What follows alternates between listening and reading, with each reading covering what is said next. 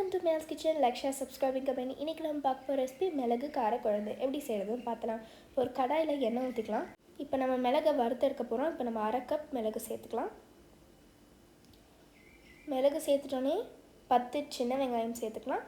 4 பல் பூண்டு, அப்புறம் கருவேப்பிலை சேர்த்துக்கலாம்.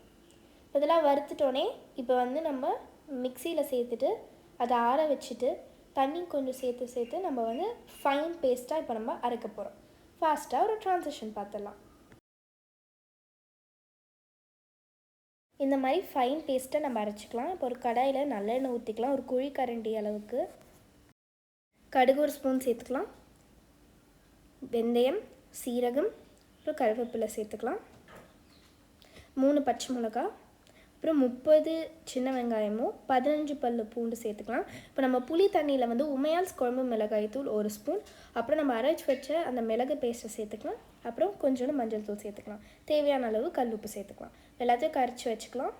இப்போ வெங்காயம் நல்லா வதங்கிட்டோன்னே இப்போ நம்ம தக்காளி சேர்த்துக்கலாம். கொஞ்சம் கல்லுப்பு சேர்த்துக்கினீங்கன்னா கொஞ்சம் ஃபாஸ்ட்டாக தக்காளி வதங்கும். இதை ஒரு 3 நிமிஷம் மூடி வச்சிடலாம். புளி தண்ணியோட தேவையான அளவு தண்ணி சேர்த்துட்டு 20 நிமிஷம் வரைக்கும் அதை கொதிக்க விட்டுக்கலாம். மிளகு காரக்குழம்பு கொதி வந்துச்சு. இப்போ நம்ம ஆஃப் பண்ணிவிட்டு இறக்கிடலாம். கொத்தமல்லி தூவி ரெடி ஆகிடுச்சு நம்ம சுவையான மிளகு காரக்குழம்பு.